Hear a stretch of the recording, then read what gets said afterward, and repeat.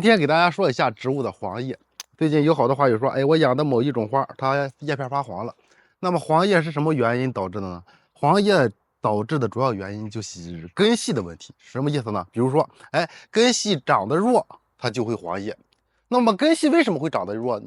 比如我们忘了浇水了，一次两次啊，也许在根上你看不出来，因为它在土里埋着。但是呢，它会发现您底下的叶片逐渐的发黄脱落，这就是由于您一次两次忘了浇水，有一部分毛细根受损，导致它的老的叶片发黄，然后逐渐脱落。后期恢复正常浇水，它的老叶就会保持油绿，新叶就能够正常生长。所以说一定要浇水适度哈，不要说长时间不浇水，特别是带着叶片的植物就容易出现黄叶的情况啊。再一个呢，根系不好的原因就是肥料不足。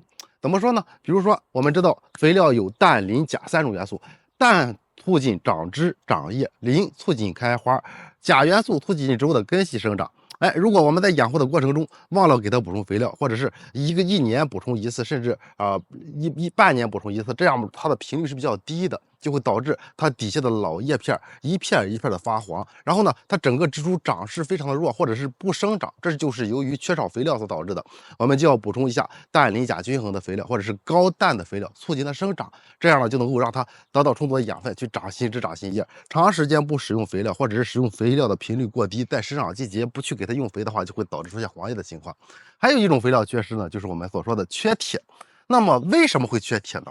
一，土壤碱性，土壤碱性就会导致铁元素不被吸收，它的根系不能够正常的生长，根系吸收不了铁元素，所以说我们要调节土壤的酸碱度，一般呢会用到螯合铁，有人会用硫酸亚铁，但是不建议哈，说了很多次了，不再去说了。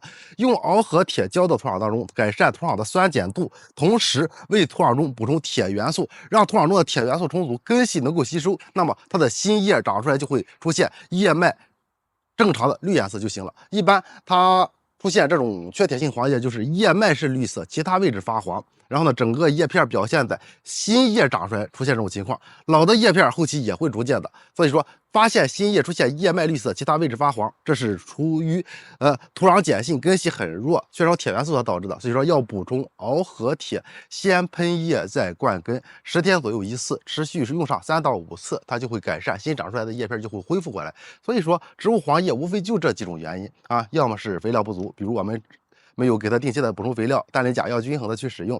再一个呢，就是缺少铁元素啊，土壤碱性导致的。还有一个最关键的就是浇水跟不上啊，还有一个最关键的就是它会烂叶。怎么会烂叶呢？就是整个环境不通风，浇上水长时间不干，它的叶片会烂啊，它的根也会烂。所以养花要保证在一个通风良好、光照充足的环境中。如果缺光，新叶长得薄，颜色是一种浅绿色，时间久了以后也会黄叶落叶。植物非常的好养，只要光照充足、肥料充足，把它放到通风的环境中，浇水跟上，一般是不会出问题的。学会了，别忘了给小七点个赞，点关注带走。